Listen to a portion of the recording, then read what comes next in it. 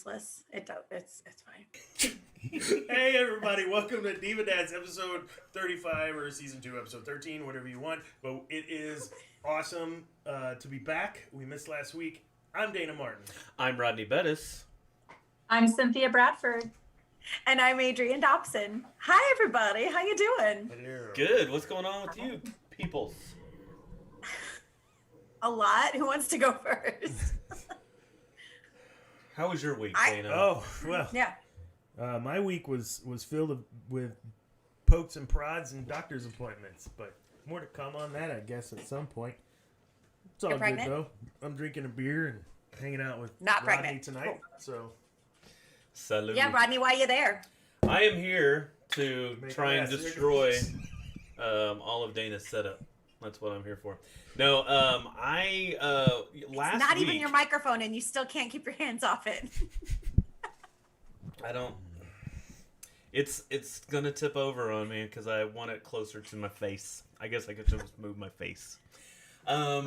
So last week, Dana decided to just leave, just ghost us, which is why we didn't have a show last week. And I was irritated because I wanted to have a show, but we don't know all of this, like all the smoke and mirrors that's going on in front of me right now. Nobody knows how to do it except for Dana, and Adrienne knows a little bit of it. But the last time she did it, she lost some confidence. Right? Is that my a fair internet- assessment? Well, no, I just lost all my confidence in my internet. Oh, yeah. Sorry to Hannah Lee. It was bad. So I am learning some of this technological wizardry so that whenever he decides to go off and, go to Disney or I don't know what he did. It's really none of my business. But whatever he did that was not hanging out with you people, all 11 of you guys. 7? 11. How many? 7. All 7 of you guys. Seven Don't take it listeners. personal. Did you but really drink alone, as the post insinuated? I did. Yeah, even his You- family didn't want to hang out with him. You would, well, that's true. You would not believe how far I sunk into my couch. What is happening in your room? I think your voice reverberated off the wall and triggered Darth Vader, so... I have that effect on people. I just spawn Vader out of thin air. Uh-huh. Cynthia, Anyway, how are so- you? Where are you? Oh, is he done? He's still talking. I don't know.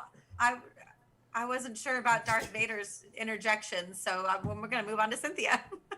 I am filling in for Mike tonight. So I was told I just have to sit here and smile and look cute. So You do have you one have a- line. you have Your one line. Yeah, it's crazy. Crazy. And you only say that like every 10 minutes. Yeah. Even if Okay, it doesn't just- like contextually Yeah, work. yeah, it you doesn't just do fit. it. Yeah. Gotcha. It's At the basically wrong anytime we time. have to, yes, anytime we have to transition or anytime he just hasn't been keeping up with the conversation, it's just always crazy. He did that on the phone with me the other day too, and I was like, oh, okay, this That's is part of your awesome. vocabulary. That's Um, awesome. Yeah. So where are you? I am in Surfside. I do this every year. If you remember last year during Little Shop, after a show, I drove to Surfside, ran a half marathon in the morning, and came back. That's what we're doing this year. So Nice. I do this every year. It's just me time, and I love it. So That's nice. What's the forecast tomorrow for your marathon? I have not looked because it keeps dropping. So outside that door, the beach is right outside that door. So I'm in heaven. I grew up near the beach, and so I'm in heaven. That's awesome. But yeah, it's gonna be cold. A year ago, we're like almost a year to Little Shop. So I posted a little clip of the girls singing because it popped up as a like Snapchat memory or something. But yeah, a year. Well, funny thing, I had to cancel something with Roger Pine. You know, Roger Pine's breakdown. I had to cancel something with him tomorrow morning. And I said, oh, I'm running a race. And he goes, oh, are you running the same race I am? I'm running a 50K. And I'm like, that's 32 miles he's running tomorrow. I'm like, no. And I'm not going to tell you how far I'm running now, Roger Pine. Speaking of Roger Pine, I can go right into theater news because that's pretty much the only thing that's happened to me this week. We are getting ready to film the last 5 years. We were going to have a set run through tomorrow with our videographers and to run through the show, make sure everything was okay. Send good vibes to Christina Freeman, because not only did her dad fall off a ladder and is in surgery today on his wrists, Christina fell down a flight of stairs today. Oh my gosh. Yeah, and she's okay. She's just like bruised and sore, like no major injuries, thank goodness. Fell down a flight of stairs. So we will be using myself and Carrie in her place for our walkthrough tomorrow. But yeah, that sure made things interesting. And then also, you guys know she's in Austin, so having her drive back and forth in this weather right now is just really crazy. So love to Christina. Hope you're taking care of your body tonight, because ouch, ouch, ouch, ouch. So that's the news on the last 5 years. Our filming date, goodness gracious, is they're just wrestling right now. It's February 20th. We're excited. We have Chip Van Zandt on board to help us, and then also Richard Price, who, Cynthia, you remember from Big the Musical. He's been at Sam Houston, and one of the things that he's been doing is filming their musicals. So he knows what to do, which means I don't have to know what to do, because I don't. So we're very excited to have him. And then youth educational program. Cynthia, is Sam having fun? Oh my goodness. She and her best friend is our neighbor, and they just are thrilled. They're lit up. They're excited. They cannot stop talking about it. They love everything you're doing. Yay. They are having a blast, and it's something that's given them, they're both seniors in high school, and that's that's been taken away by the district. They're not allowed to do musicals or plays, and so they were devastated because they've been looking forward to that. And this has really helped fill that void, this youth educational program. They love it. So thank you. No, it's been going really well, and they're amazing. I do know that I've had some influence, and they have now officially bullied Creel and Stacy into letting them do a junior show. I think it's happening because they found out Consol is doing Little Mermaid Junior, so they're like, well, if they can do it, we're gonna do it. Dana. Well, Sam has written several strongly worded letters to the superintendent, and to, like, I'm afraid to read them. So, hopefully that will happen. But thank you. It's wonderful. And there are going to be more sessions of that, right? Mm-hmm. Right. Yeah. Starting in March, we'll have a second. No, Dana, no. This is not a good look for you. Okay. Rodney, can you make sure that disappears? Yeah. For everyone's safety. Oh my gosh. I'm gonna mute you. I'm going to kick you out of the room. Yes, they've been great. We're kind of constructing their own musical, which has been a lot of fun, and you're actually going to hear a little bit about it tonight. Yeah, that's theater news. It's oh my God, Dina. Quick question: if students have already done this session, could they do another session and get something different out of it? Awesome. Yeah.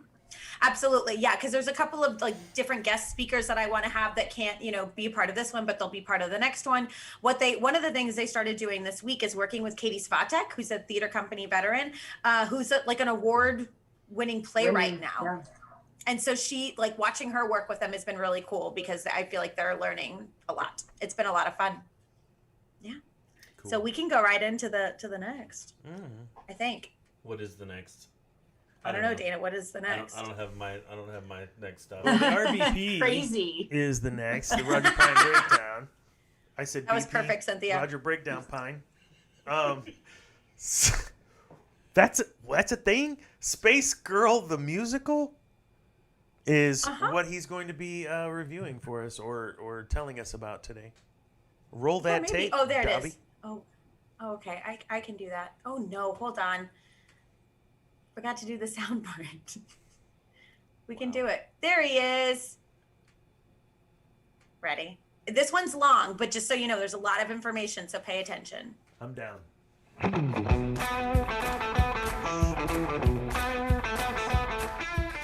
Space Girl, the musical. So Space Girl starts off with Princess Leia, and she's sort of like really sheltered on Alderaan, and she is forced engaged to this guy, Kaneneth. Oh, the worst. Yeah. Okay. Who's talking next? That's for you to decide. Matthew, you talk. Hi.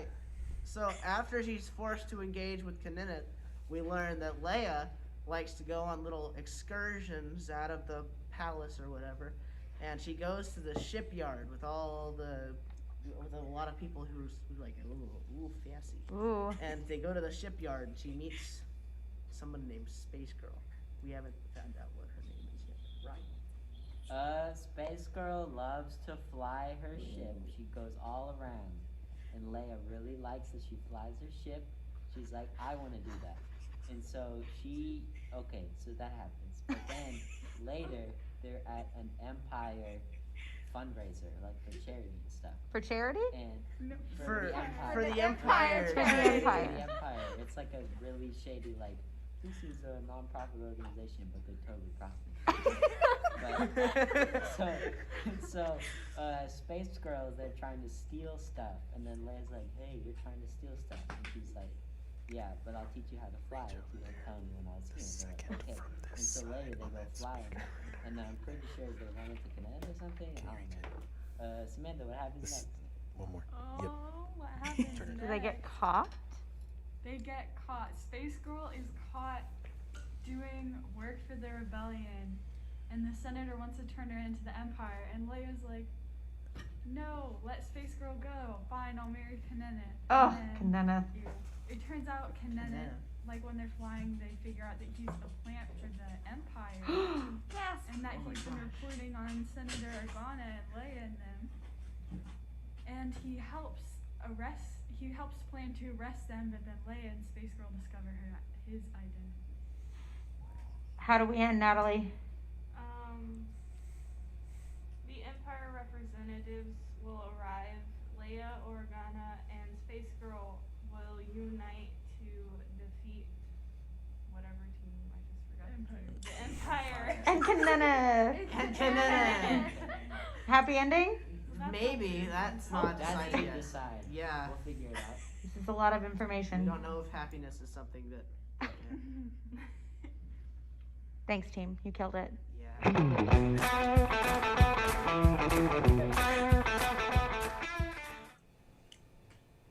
Everyone follow that? Yes, mostly. Mostly. Questions about Space Girl the musical?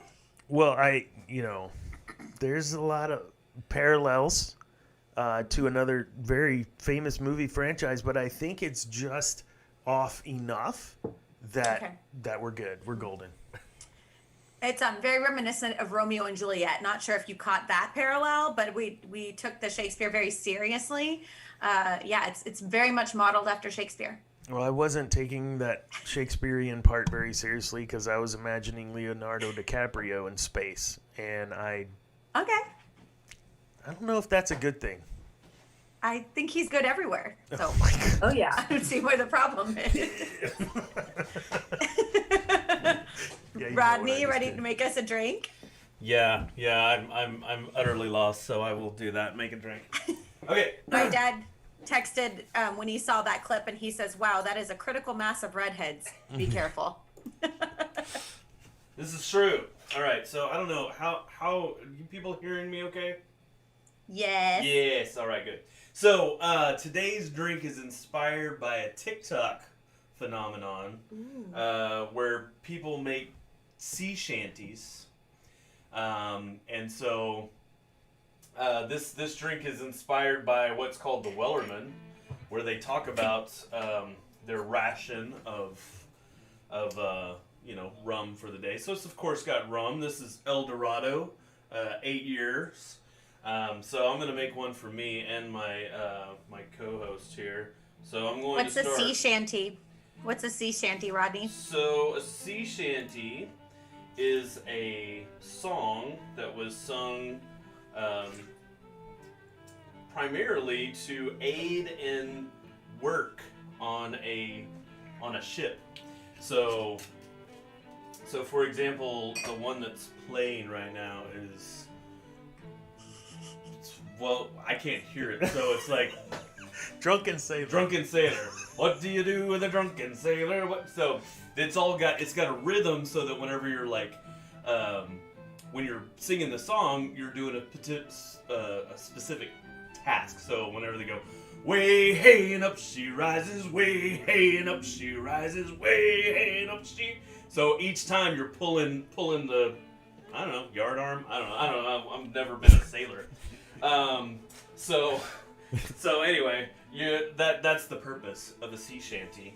And so this particular one, the Wellerman, talks about because on ships, water would be held in these casks. And the cask would, of fresh water at least, and so it would basically get gross, right? Because it's sitting in a cask on a hot ship, and so it would just get, With get mice? nasty. Yeah. So get all moldy and mossy and grossny, and so that's what it did. And so the British government decided that, hey, you know what doesn't go bad? Beer. So they started giving rations of beer, but beer was also a little bit not shelf stable.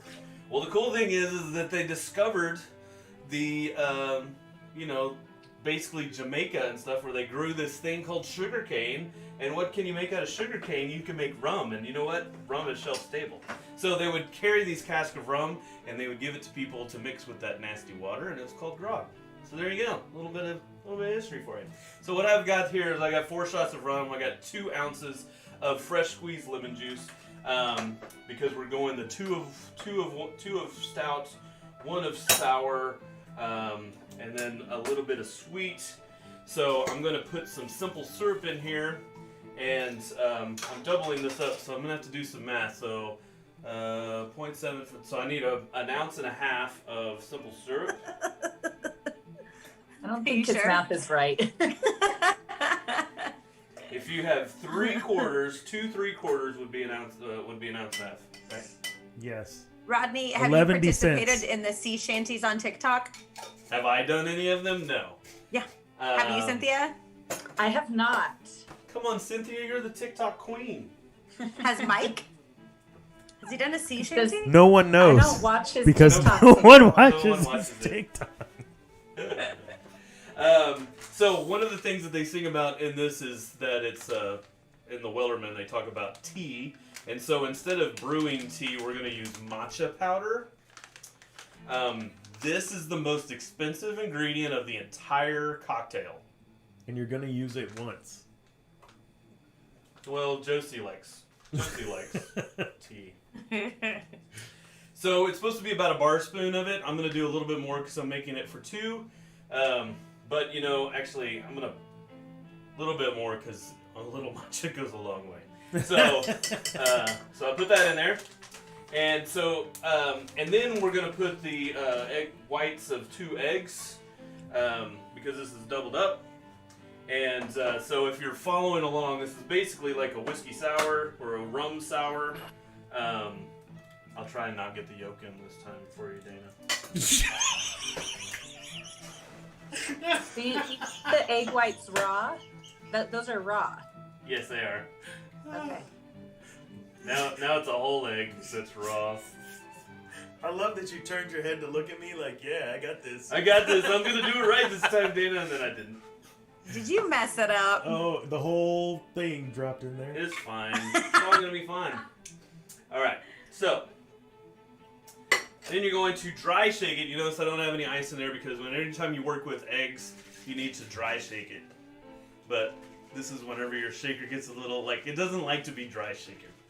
But we want to make sure that those egg whites emulsify.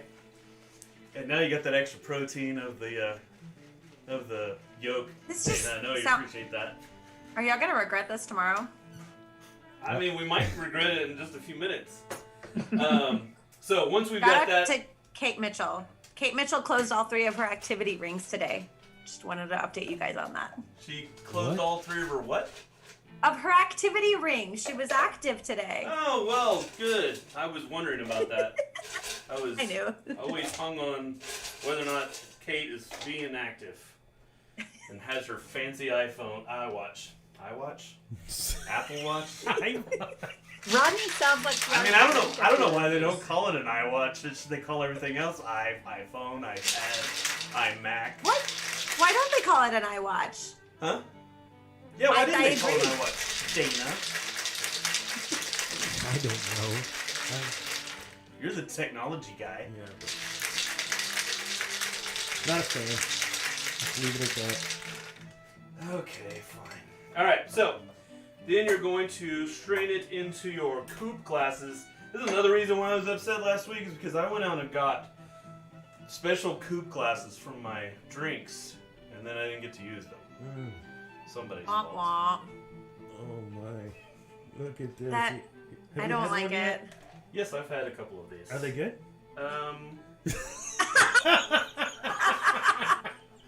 Lord. Have fun, Dana.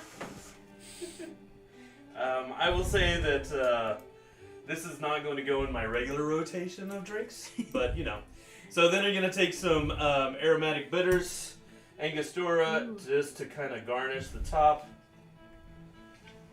I can't wait to see Dana's face when he drinks this. Yeah, I know. I'm just not gonna flip cameras. We'll just... No, that's Come no. on, Dana. Oh. The color is interesting. It looks It's- like the green juice that I have in my fridge. Yeah, it looks like a smoothie. Yeah. Okay, this is fun. Oh, God. Stop. Oh, this is great. It's a sour. So, like, if you... Hold on. It looks gritty. It tastes very earthy. Yeah, it's the matcha. So it's a sour. So you're gonna... Sour eggs. But it makes my mouth salivate. Yeah. Is that good? It's very interesting cocktail. I don't know if this would be one that I would just, like, order all the time. I think it has a special purpose. I don't know if it'll make any more appearances, but it's drinkable. It's just that the matcha green powder tea is weird. makes you, it's bitter and it pulls your lips It into your sounds- mouth. Gritty. Yeah, because you've got bitter from the matcha, and then you've also got the sour from the lemon. And then the bitters Yeah, the on little top. bitters on top. Yeah, it was good though. I don't think when That's a ringing endorsement if I've ever heard one. Yeah. You said it's drinkable. That's typically not. I wouldn't choose Not a something selling that was point. drinkable. The weirdest thing to me is, doesn't the rum like almost disappear? I don't taste rum. Yeah, so I mean, you could give this to somebody, like this could be one of those shady cocktails that you give to Oh, somebody, nice. and they're like, "Yeah, it's just tea," and then they're like, "Well, it's I really wonder sour if it would tea." taste any different without the yolk in it. Probably. I don't think it's noticeable. Thank you, Rodney. This is. Actually, I think it's better with the yolk when the ones that I had that I did right. I try to make sure I'm gonna I have- make one memory every day. I roll. I'm gonna have to cycle through this song like 3 times to get through this segment. And your point is? Have none. Moving Okay. on. Okay. All right, Cynthia, who's coming up? Okay, we have William Shirley coming up. He is probably, there's an award that Roger Pine gives. It's called the Armin A. Davis Award. It's someone who's super kind, and I feel like William has won this. If he hasn't, he should. He's one of the nicest people you'll ever meet. Don't you agree, Adrian? He's super I nice. totally agree. Yeah, so he is originally from Austin, Texas. He first found TTC in 2017 when he was in Big River. And I still remember his audition from that. I was music director, you were director. He was just so endearing on stage. It was fun to see him. So over the next 3 years, he participated in 3 other shows, Beauty and the Beast, She Loves Me, and Rock of Ages. He was also the assistant manager for the 2019 version of Rocky Horror Show. And I remember some pretty cool jean shorts in with him backstage. And in tool that. belts with the Yes, tool and belts. tool Yes, belts. the I tool just belts. remember the shorts. So received his bachelor's in forensic and investigative science. So he's a smarty at A&M last May. And he moved to Michigan in August, where he's working on a dual, this sounds miserable, but he seems happy, a dual degree program at Michigan State University. So I hope I get this right. He's getting his master's in forensic chemistry and his PhD in chemistry. So I feel like we will be watching a TV show about him at some point. But let's bring in William Shirley. Yay, Will. Hey, Will. Welcome, Will. Hey everyone. I guess this is why Mike decided to bail. He was slightly intimidated by your education. Yeah. I'm I don't just know if he could have said forensic chemistry and investigative science. So I'm kidding, I love he you. doesn't like me. So that's my assumption now. I'm just making that, and I'm gonna live with that until he says otherwise. So Yeah, no, it's true. Mike Kilgore, the biggest mean girl that we have. Biggest I- mean girl. that's how it is. Yeah. Also, I have to say, I like unironically listen to sea shanties, so I really appreciate it. Like that just doesn't happen. Like me and a good group of my friends, we're like very into the shanty scene, so The shanty the scene. shanty scene, yeah, it's out there. It's out there. You just have to look for it. The You would current season probably of Outlander that I'm watching has a whole bunch of sea shanty moments in there. That's why I knew what grog was, because of Outlander. Outlander. yeah. Oh, my goodness. So good. I Will, don't how know- you doing? I'm Sorry, good. Rodney. And no, it's good to see everyone. I miss seeing people in general, but especially you guys. So this is I'm really excited to be here. Well, hopefully How is your you'll be quarantine the life? Is that drink working? It's good? Yeah. Matcha's a bold move for a cocktail. I'll tell you that right now. Yeah, it is. I don't know if your sea shanty colleagues would really. I mean, you could try it. I don't know if it would go over too well. I don't know. It's I just can't imagine Dana drank sailors almost all of it. No.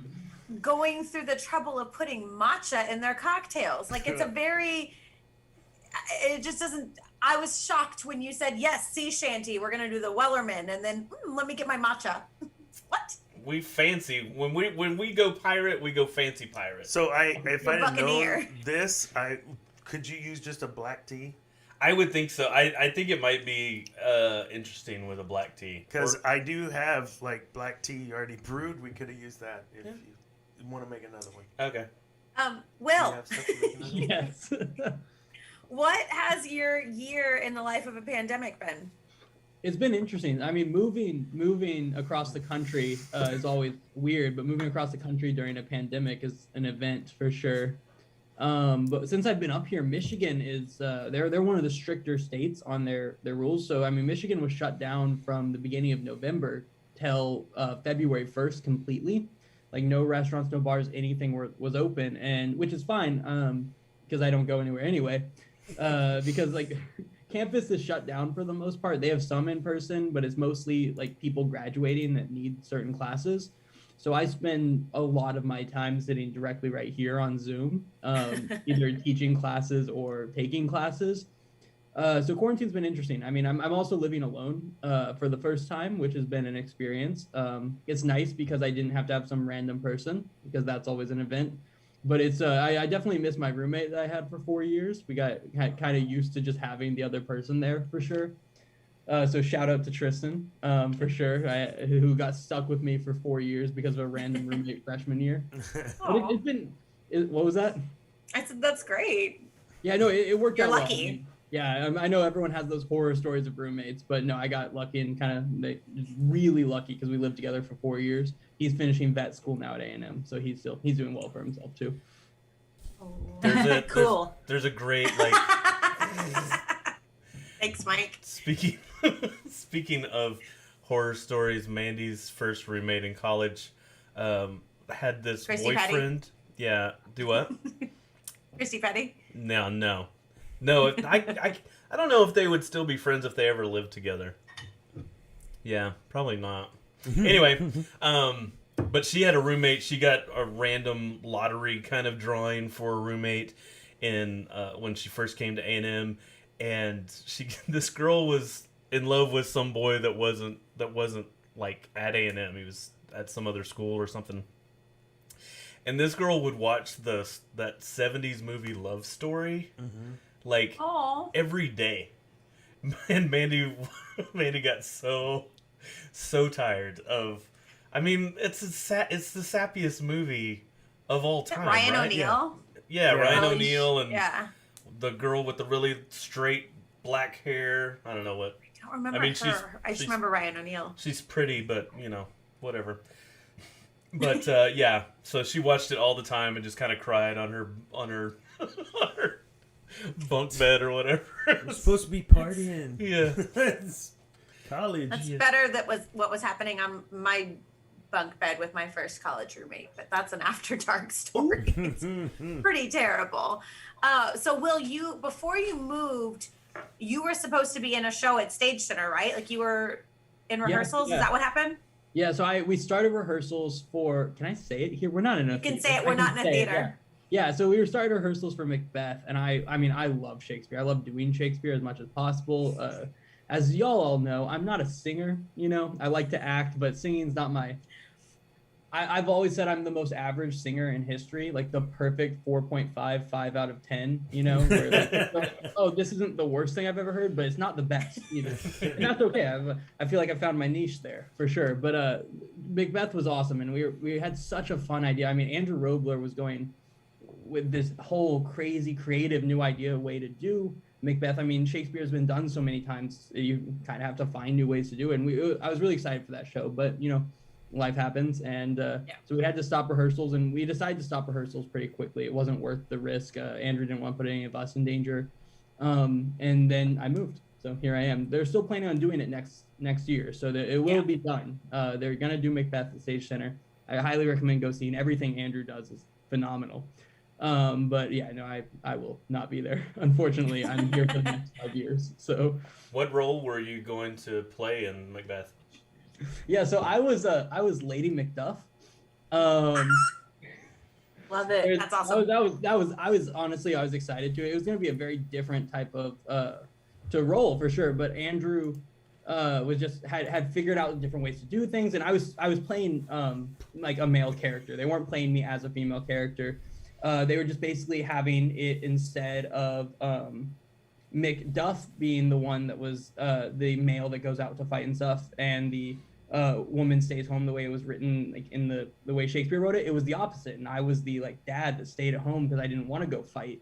Whereas like my wife went out to go fight in the war, and it was exciting to see how it was gonna play out, and I was really excited about the role and trying something new because that's definitely outside of my comfort range and normal range. And I mean, when Shakespeare wrote a lot of his roles, like some of them are written very gendered, and where some of the lines come off almost uncomfortable said by a different gender. So I was working a lot with Andrew on figuring out, like, delivery of lines was huge for that, because you don't want the lines to come off as like sexist or inappropriate just because it's said by someone else, and they can. So we were doing a lot of work with that, and I was excited to see where the dialogue went with it, but here we are.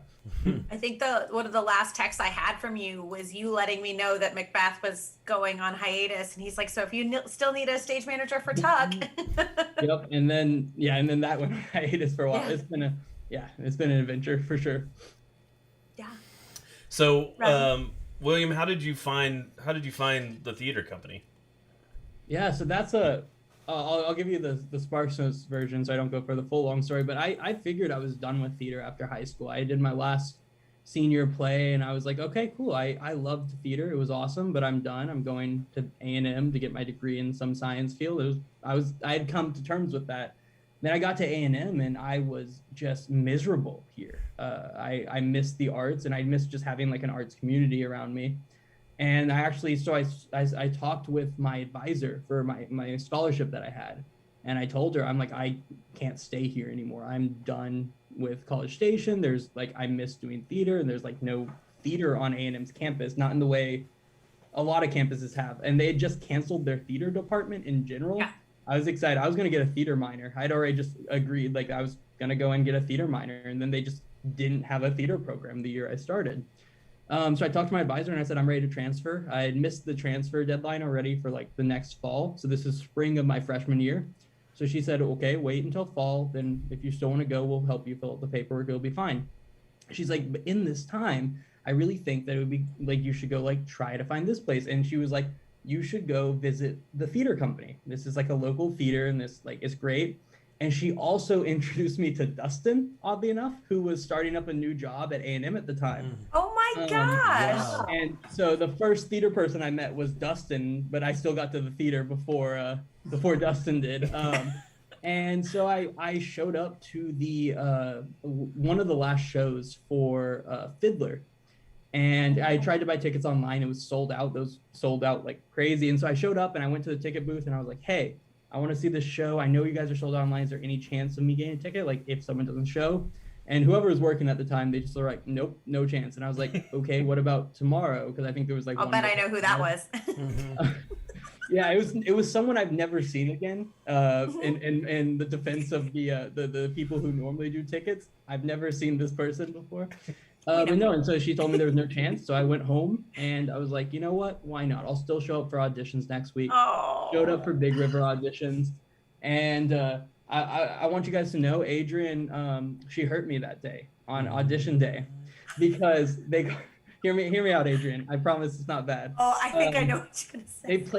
They did all the adult male auditions, and then Adrian asked, she's like, is there any other adult males who need to audition? And I was like, am I supposed to audition with the adults or the kids? And she's like, how old are you? And I'm like, 19. And she goes,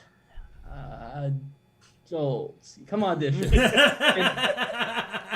I know I look young, right? Especially then. I was, clean shaven, looked as young as possible. And she like had me audition with the males, come back to callback stays, and she looks at me and she's like, I actually want you to learn the boys dance as well as like the adult one. And I was like, this is either really good or really bad because she either really wants to put me in the show and so she's trying it all out, or she has no desire to put me in the show. She can't figure out what to do with me because I'm in that weird middle ground. So she's gonna throw me places and then tell me to go.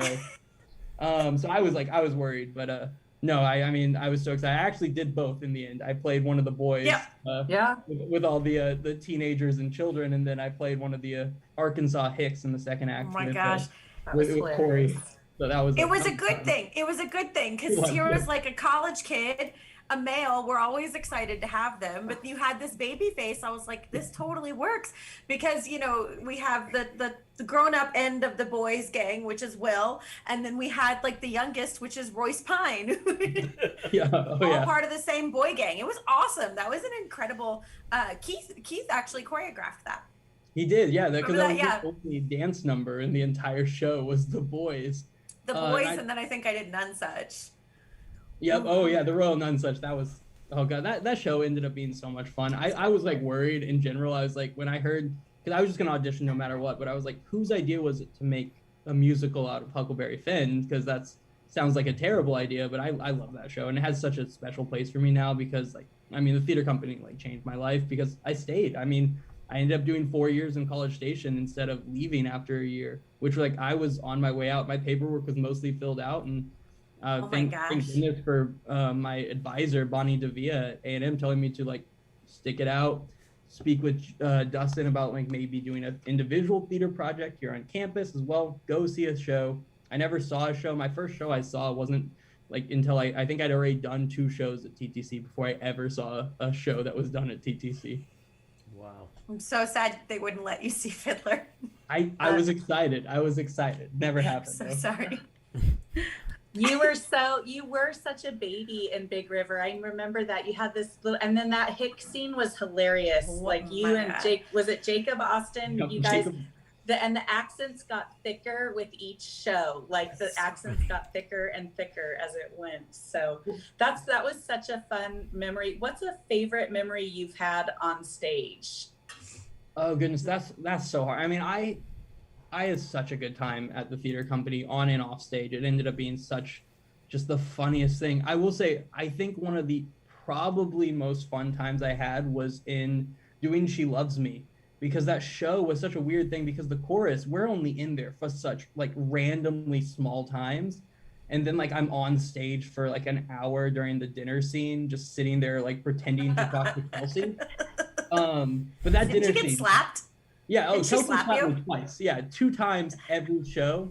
And I mean, I was like, I'm okay with it. And I think each show was just like seeing if she could go like hit me harder. I'm pretty sure. So by the end of it, one of the last shows. It was the funniest thing because she like did the normal where she swings at me, and I, without thinking, dodged it. I think my body had just was like, I've been slapped 20 times. Maybe not this time. But no, I mean that dinner scene ended up being the most agonizing thing to rehearse because we just had to sit there for hours during rehearsal while other people did things. But ended up being some of the most fun memories I have at TTC because just Kelsey is one of the funniest people in the entire world. Amen. And she would sit there trying to break me the entire time, making me laugh. She'd like put up the menu between us, and she'd make me lean forwards, and she would like make us then come back down. My face would be covered in her lipstick, like everywhere on my face. And Cody poured fake wine on us on the last performance. No warning. It just, that show, that dinner scene that like lasted for an hour every time was just, it was a trip, and I had such a great time doing it. It had so much going on in it, and it was so slapstick. That was incredible. So what about favorite backstage memory? And that could be, anything from being stage manager to just acting and being backstage. So stage managing ended up being interesting because I had never done that before. I love being on stage, it's my thing, but I had a broken thumb and I couldn't climb, railings and roll around on stage. You couldn't crawl on the floor. No, it would not have been a good idea. And so when I told Adrian I broke my thumb, she looked at me and she's like, do you want to stage manage? And I was like, so I can't do the show. And she's like, do you want to stage manage? But no, I mean, that was a different experience. I mean, also working with Keith is amazing. He's like the most amazing person. But I will say my favorite backstage stuff always was with anything with Beth, because Beth Aiken, favorite person in the entire world. I told her I was going to probably talk about her too much tonight because I do that constantly, but I love Beth. Favorite person. But she realized really quickly that I was just like willing to like do anything. So if they needed something moved or something, like some set work done, she would just always immediately call me. And so it became really quickly that I'd be like, hey, it took me a few like weeks into the first show, and I was like, why do you always make me do this? And she's like, because you haven't said no yet. That makes sense. And I mean, so just everything with Beth, and it was always just the most fun. I favorite person in the world. Amen. I want to go back to one of my favorite onstage moment with you is that trio. It was Cody. No, it was Corey that had the line about Andy, right? Because you were Andy. What's the line? It was oh goodness, I can't remember now, but it's just I saved the last one for Andy, and it was such a zero line. Like, I mean, that show, I think me and Jacob both had 0 lines in it, and Corey had like 1 line in 1 scene, and that's the only reason we knew my character's name was because he said my name and he said Jacob's name. Not to mention the height differences between me, Jacob, and Corey was so funny because Jacob's like 6'6", right? He's and like so thin tall. as a rail, like he is a beanpole. Yeah. Mm-hmm. And it's just like the dynamics between all 3 of us were so funny, and Corey was in charge like of the scene and of the 3 of us, clearly. And he just had 1 line, and it was such a throwaway line that for some reason became such a big deal with our cast. Yeah. Because any time that something was almost finished for the remainder of the show, and even now, it still happens. Yeah. Oh yeah. And if there's like one last thing, so say like in the snack table between shows, there's like 1 carrot left. Zach would find the carrot, and then we'll look through the entire theater to find me, just so he could go, I saved the last one. And then he would force feed me that carrot. And it would be things like horrible things. Like it would be like that like cold broccoli that for some reason in every snack tray that no one eats. He would like slowly throw away the broccoli till there was 1 left, I'm pretty sure, just to find me and feed me like cold broccoli. And it became a thing that followed us for a long time. This nothing line that no one cared about made all of us laugh because every last thing went to Andy. That's how you do it, guys. You take a 1 line, take a transitional scene, and you make it your own, and you make it memorable. So bravo to the 3 of you. That was amazing.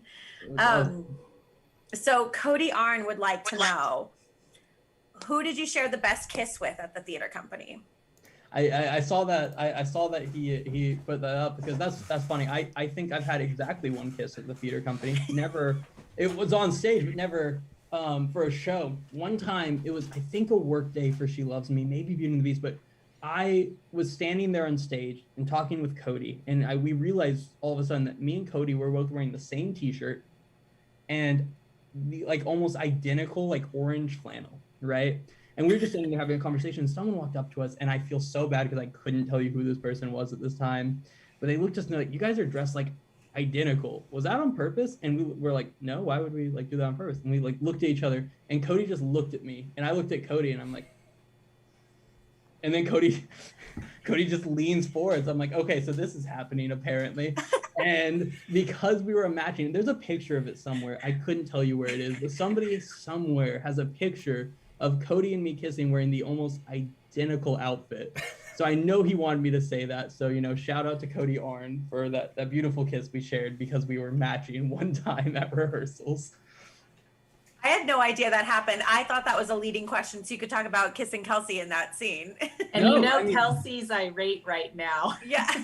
I mean, Kelsey kissed me all over my face multiple times, but then she slapped me twice, you know? So it's like, it's the give and take of that, you know? Yeah. So that one I think came with a lot, but I know Cody wanted me to tell that story.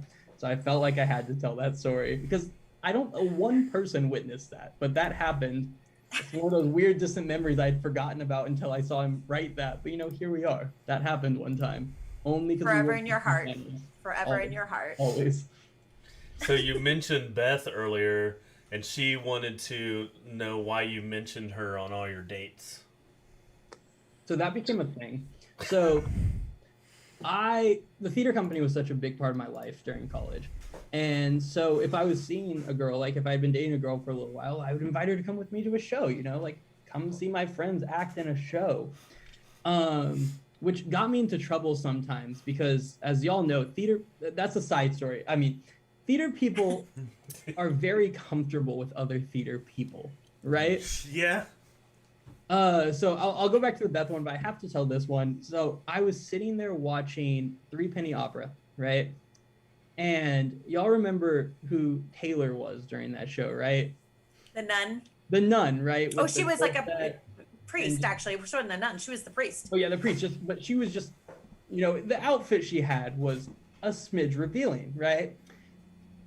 A smidge. They were up and out.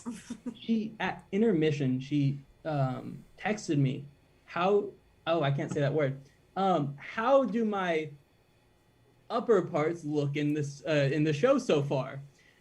And like I'm like, oh, that's like, we all know Taylor, we know she's joking. I mean, I know theater people in general make jokes like that all the time. However, I'm like sitting next to the girl I'm dating at the time, right? Oh, And she looks over and sees my phone, and I just have this text message that like pops up on my screen, and it says that, and I'm like, I don't even know how to explain this to you.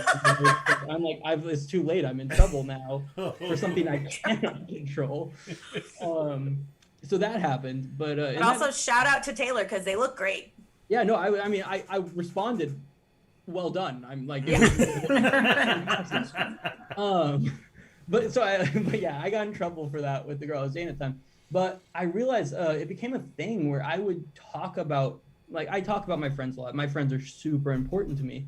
And so I would talk about Beth on my dates, and I would go on these like long, apparently rants about Beth. And I wouldn't know that it was like a thing until I like would bring these girls I was dating to the theater, and they would meet people, and I would introduce them to people, and then I would like leave for a second to go use the restroom or something, and then I would come back, and Beth one time looked at me, and this is probably, I mean, she probably met 3 or 4 of the girls that I just like dated for a little while here or there throughout college, and she looked at me and she's like, you have to stop talking about me on dates. And I'm like, what do you mean? And she's like, how do you not get how that bothers girls that you spend a portion of your day talking about your female friend and how much like you love her and how awesome she is? I'm like, but you are awesome, and I do love you. Why is that inappropriate? Am I not supposed to? And she's like, you've got to stop. You have to stop. So that became a thing that apparently I talked about Beth too much to girls I was dating, and they were very intimidated of Beth when they met her. That's amazing. I love Bravo. Beth. I love Beth, and I don't feel bad about any of it. And I don't Good. think Beth would be apologetic at all about being intimidating. No. No, never. I will I say, learned from, yeah.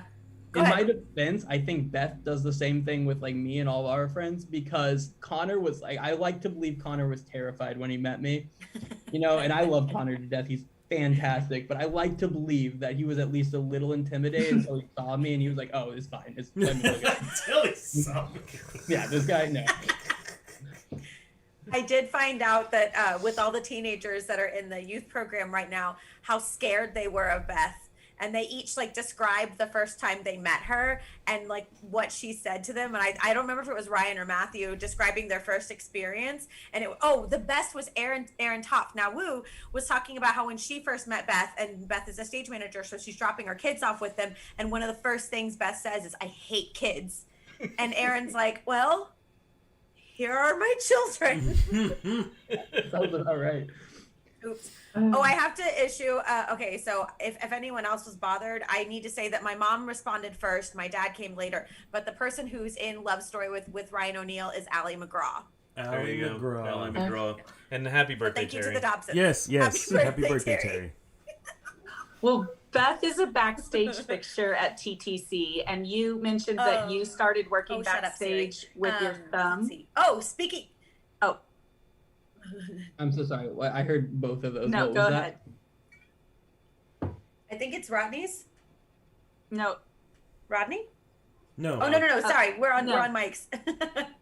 Yeah, so Beth's a backstage fixture at the theater, and you mentioned that you started working backstage when you broke your thumb. What are some fun memories working backstage? Like, would you prefer to work backstage or on stage? Do you like both? How do you feel about that? I will say stage managing was so much harder than I thought it was gonna be. Because like, I mean, it's like that same old stereotype. I'm always on, I love doing stage stuff, and like, I prefer being on stage definitely than backstage, but I had such a good time with it. It was just so busy, right? I mean, you're doing things constantly, and then the show starts, and then you have no control over what happens, kind of thing. And then me and Keith would just sit backstage until we had like small things to do or bring something out for Rocky. But we would just like, all of this work went into it, and then you're just done. But the best part of doing Rocky was just working with Keith, because I think me and Keith are exact opposites with how we like manage things, and I think that's what made it work.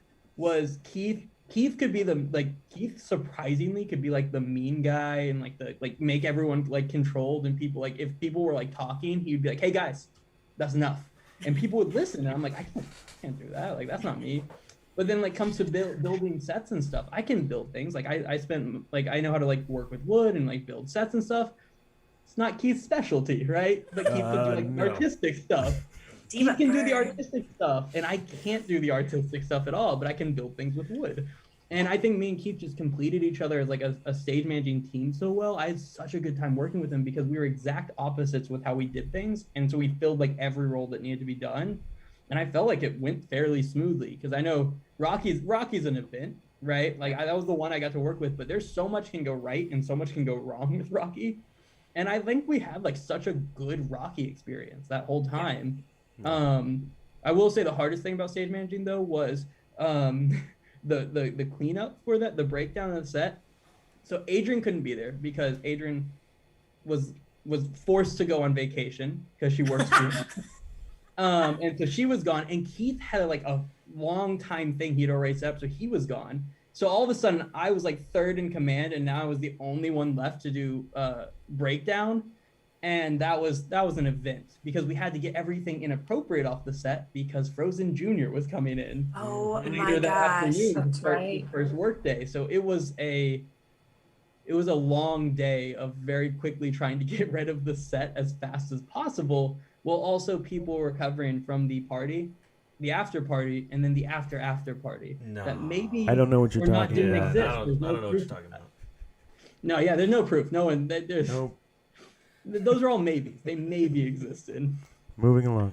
I'm trying to think about where I possibly went, because yeah, I do remember escaping. I think that that might have been when I got to go to Big. I think I went to Big Bend. I think that was when we went to Big Bend for like a week, and it was amazing. Amazing. And if I would have Yeah, known that, if I would have known what was going to happen with that Frozen set, I would have left everything just where it was, because they sure as heck left those stinking mountains for me to have to take down Oh, no. whenever it was time to put up Little Shop. Yeah. Yeah. Some shade. Sorry. God, we are Yeah. grumpy old men. We both looked at the camera and shook our heads. Oh, Will, what? drinking. Well. Oh, God. You guys are the two Muppet balcony Oh my dudes goodness, right now. yeah. Oh my That's gosh. what it is. Yeah. Yeah. They're gonna start heckling us. What are you drinking, Will? An old fashioned. That's what I thought. I saw the at the bottom. Yeah. Yeah. Yes. Featuring my Good call. old PWA Oh, rocks glass. that's I have one fantastic. from three different airlines that no longer exist. TWA, Pan Am, and Banff. Oh, Airline. wow. Oh my gosh. Wow. Well, Yeah. that's a good kind of transition with the airplanes to our next Is question. it Why did you leave us? stretch? Yes, I got a really fantastic offer from Texas A&M to stay for a program that wasn't quite what I wanted to do. And I knew I wanted to be in school for as long as possible because getting a job is scary and I don't want to do that. Amen. And so I'm just like keep putting it off. And I also really want to end up teaching, hopefully at a university is my end goal. And there's very few programs in the country that let me specifically study forensic chemistry. There's a lot of forensic programs, there's a lot of forensic toxicology programs, but there's like a slight distinction between the forensic chemistry and the forensic toxicology, and it's mostly kind of ignoring the necessary biological effects that go along with like things like drug use and other things like that. And I get to focus more on the actual chemistry side of it. And Michigan State has this fantastic like famed chemistry program, especially analytical chemistry, which is what I do, where some of the amazing 21st century and 20th century like analytical chemistry work happened here. Like a lot of textbooks were written by professors here, and I knew this was my goal.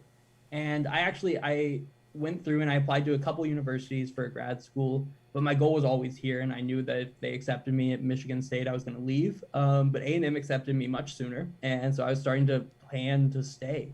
I started laying roots. I even had put in an application to direct a show at Stage Center, and I was ready to stay. And then second week of March, I get a call from Michigan State offering me a position. They only let in 3 students this year to my program, so I was like, yeah, I mean, I'm going to take it. And then, about 2 days later, the country shut down into a massive pandemic, but I'd already accepted an offer to move across the country. So that's why I left. That was but it ended up working out great. I love my program. I love my lab group and the people I've met here. And I say people I've met all on Zoom, as I know no one, because I live Oh my in an god. apartment by myself constantly. But no, this is the right school for me. A&M was fantastic for me, and I didn't think I'd like A&M. A&M was not my first choice undergrad, but it worked out, and it ended up being, I met some of the most amazing people in BCS in the most random way, and whether it's like from a TV company or my random roommate, it was, I loved it in Dana. competition, but yeah, no, Michigan State was the right school for me to do grad school because it lets me study exactly what I want to study. Whoever that advisor was that sent you to the theater company, like send them a thank you note because goodness gracious. I have, and I need to do it again because the dozens upon dozens of people I've met through the theater company, because if it wasn't for the theater company, I wouldn't have met all of you guys and all the friends I made there, but I also wouldn't have discovered the other theater opportunities within this, like the town and the city. Because I've gotten to do I did a ton of random things in my last couple of years in theater in BCS, and I ended up getting to do theater all over Brazos County, and I loved it. So yeah, no, shout out to Bonnie because it changed Thanks, my Bonnie. life. Yeah, who knows where I would be right now if I had left? It'd be such a different dynamic entirely. Yeah, well, if she's your friend on Facebook, you need to tag her so that she can see you giving her those shout outs. That's Oh awesome. goodness, I need to find out. If she's not, she should be 100%. You hear that, Bonnie? Dustin, yeah, just tag Dustin. Dustin knows where they work together. Oh, so. yes. Yes. Yeah, Dustin So, doesn't but- watch the show. No. Yeah, sorry. He'll pop in, for an after dark here and there, but Only to do a You stunt. mentioned that's true. that you got to jump from theater to theater, which is not something that everyone has the time or ability to do. Can you talk a little bit about being able to jump to every theater and do a little bit everywhere? Oh, for sure. I during like when I first started theater in 6th grade, right? And I refused to do theater because my older brother did theater. My older sibling Zane was a huge theater person, so I'm like, I'm never gonna do theater. Zane does theater. And then in 6th grade, my 6th grade teacher forced me to be in the school play because I did well in the theater class that I was taking just for my like arts credit, So she's like, oh, so you're gonna be in the school musical, right? And I'm like, no. And she's like, yeah, you are. I already have a part for you. I said, okay. I thought I had to. I was in 6th grade. You don't know any better. And I ended up falling in love. And then I got to TTC, and I love musicals. I love to watch musicals. I love to be in musicals. Again, I'm not a singer, right? And so because of that, I had these goals to do straight plays because that's where I knew I could possibly shine more and find some individuality out of it, just instead of just doing just the chorus, because I love the chorus, and there's nothing more fun than being in the chorus because you have so much less pressure and no one's watching you the entire time. I say that Rock of Ages, the chorus had so much to do, but other shows, you have a lot of freedom. And I had so many of the TTC people have done shows at Stage Center. I went and saw a couple plays at Stage Center, and then they did Arcadia. And my really, really good friend Mandy Mershon directed that. And they needed more guys to audition. I did not go to the first night of auditions. And then I got a text from Mandy and Cody Arn, and they were like, hey, we need guys, come audition. And I was like, I don't really want to, I was like, I don't know, like I haven't done, and they're like, come audition. And I was like, okay. So I showed up, fell in love with that stage. It's almost like a black box theater vibe at their new location. And I love that. I'd never gotten to do that in high school. And so I stayed there and I did a couple shows. I got to be the lead in a show, which was really cool. That was an experience. And then it just kept branching out because you keep meeting people. And so then I did the Tempest with Andrew out at the Lake Walk. And I asked Andrew one night just randomly, what are you doing next? And he said, well, I'm helping direct the Nutcracker at the Brazos Valley Ballet, right? And I was like, oh, okay, that's interesting. And he was like, well, you should audition. They always need more guys. And I was like, okay, cool. So I did a ballet, which I've never done before. I'm not a dancer in any way.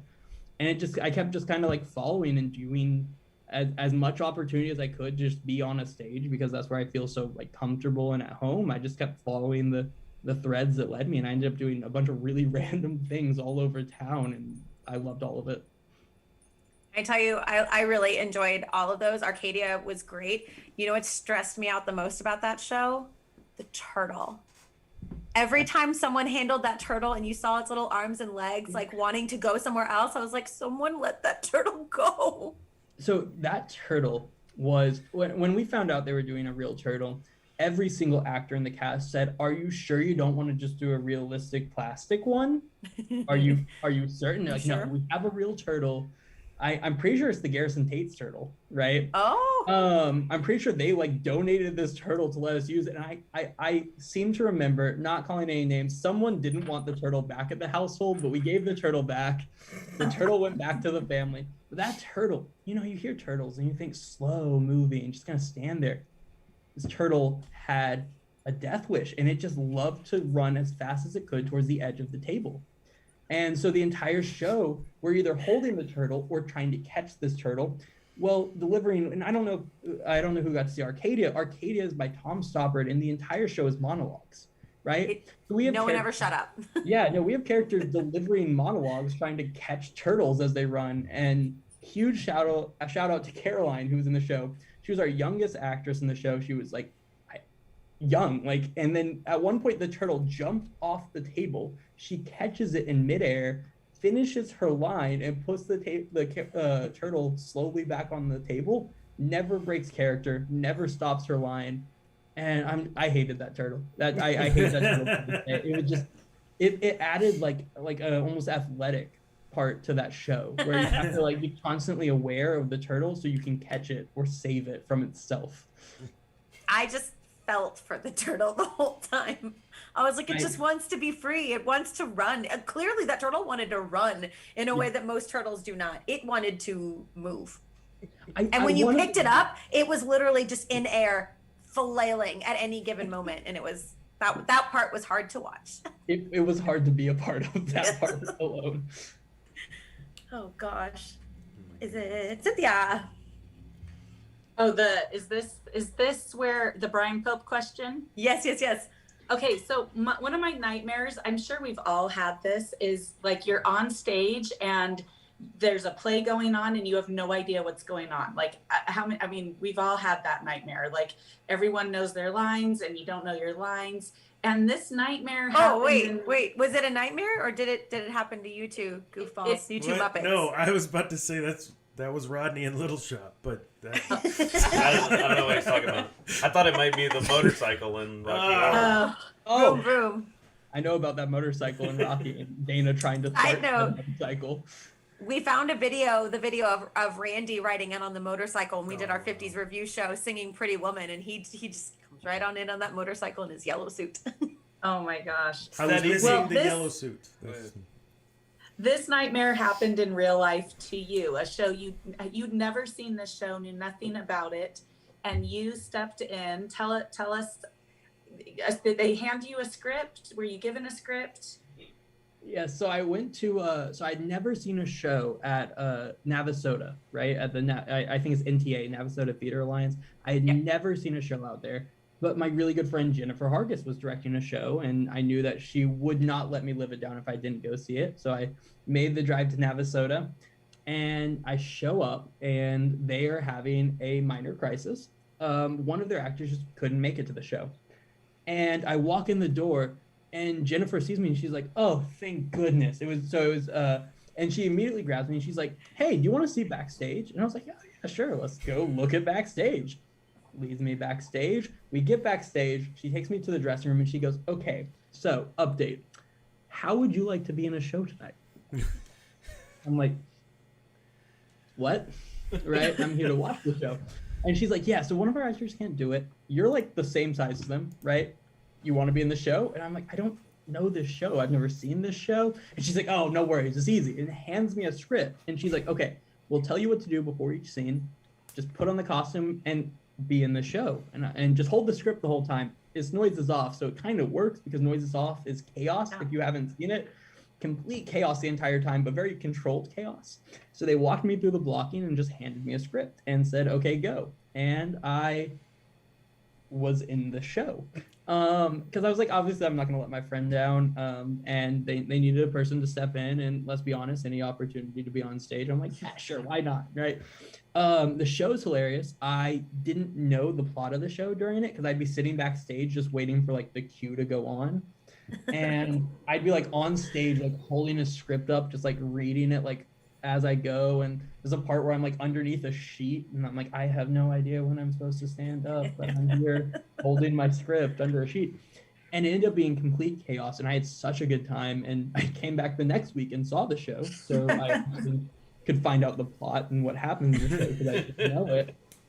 But it ended up being just such a trip. And it was such a fun time though, because it was, I mean, I did White Rabbit, Red Rabbit at Stage Center, where they hand you a script when you get on stage, and a script you've never read before, and you perform it. And cold reading is kind of in like where I'm more comfortable in theater. I mean, I like straight plays, obviously singing is not my thing, but I like cold reading because improv is kind of a thing I feel like comfortable with, and improv's not for a lot of people.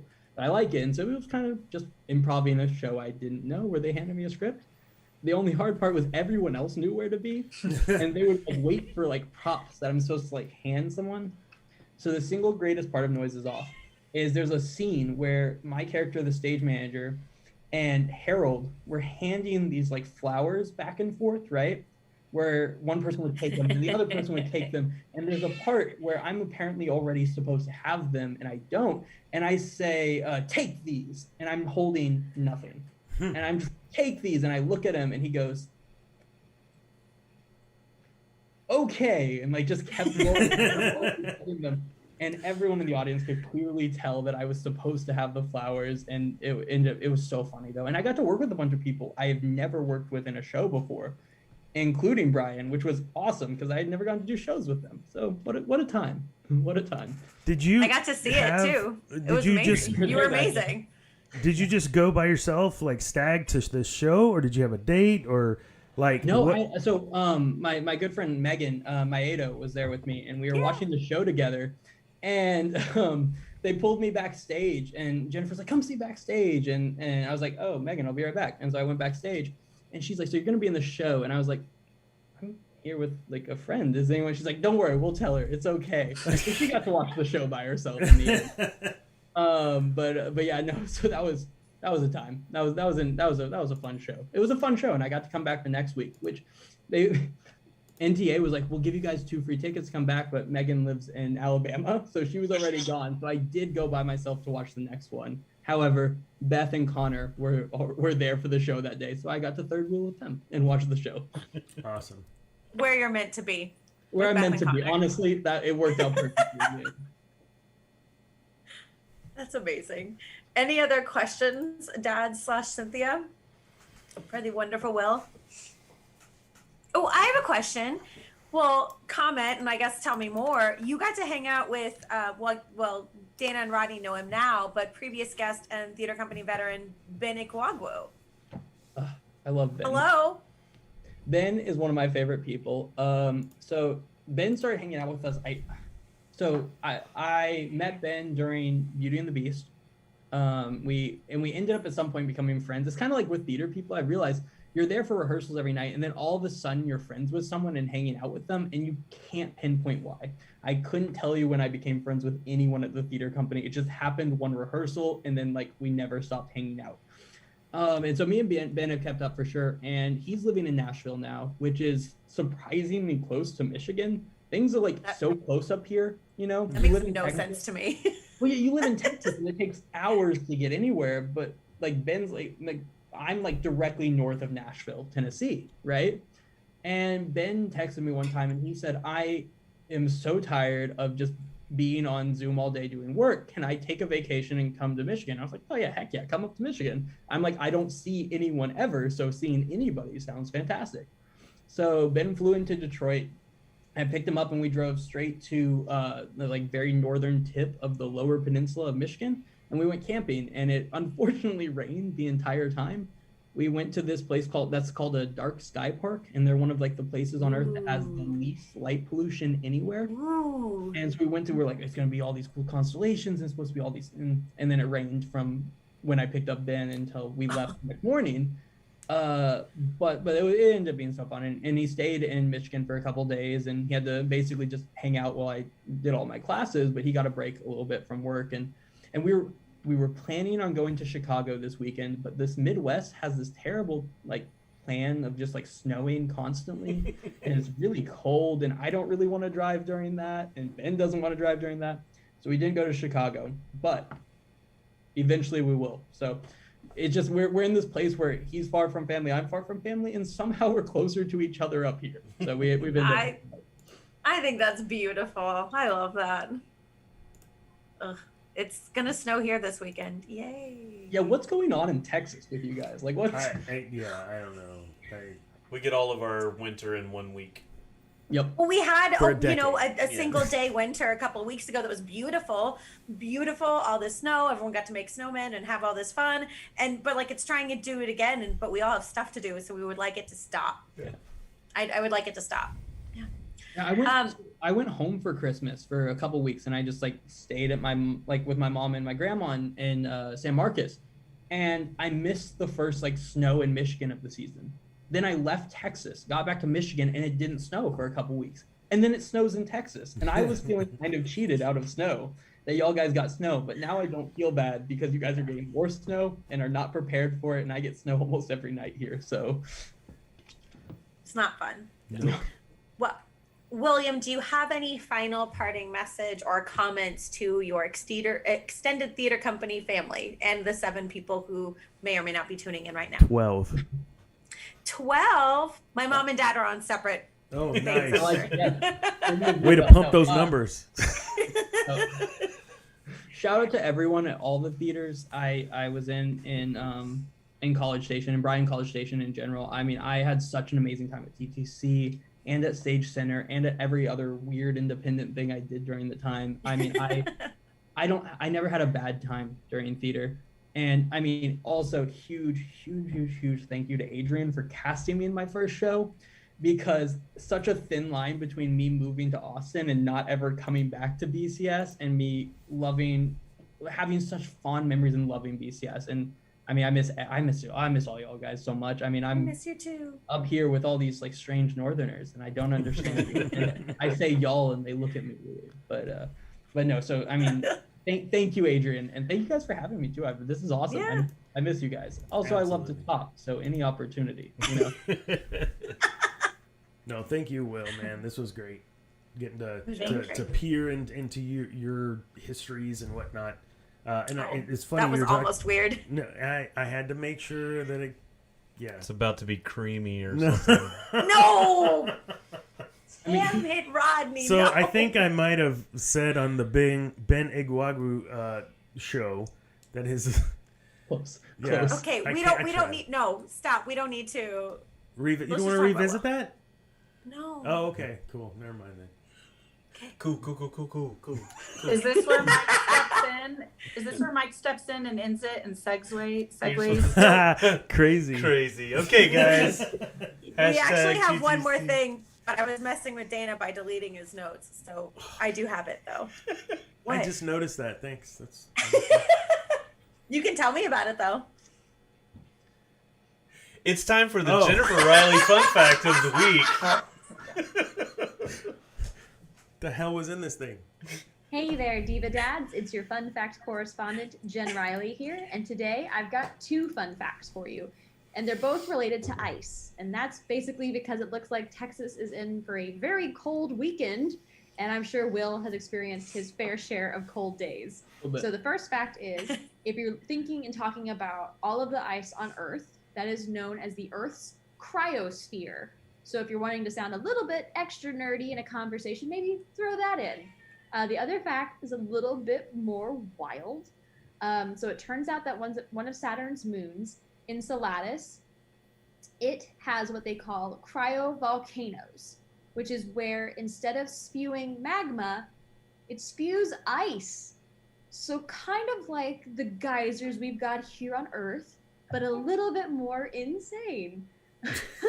Well, those are my 2 fun facts for the week. I hope that you all are doing well, and I wish everyone a safe and warm weekend. I look forward to this week's episode, and I will see y'all soon. Bye.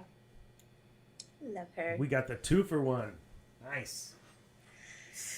It I would be don't so want much ice. different with Dr. Evil saying, "Where's my liquid hot magma?" I'm saying, "Where's my volcano that shoots ice?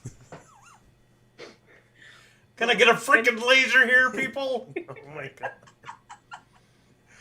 I don't know. It's time to go. Cynthia, send us out. Cool. We are so glad you came, William. Sorry you did not get Mike, but I'm so glad that I got He's you fine. on this episode. Like I said, you are one of the nicest people that has come through our theater, and we feel honored that you spent a Friday night with us. So if you would like to stick around, 12 people who are watching, including Adrian's parents, we are going to head into Dads After Dark. You did just like So- Mike does. We'll see you guys next week. Bye. Bye.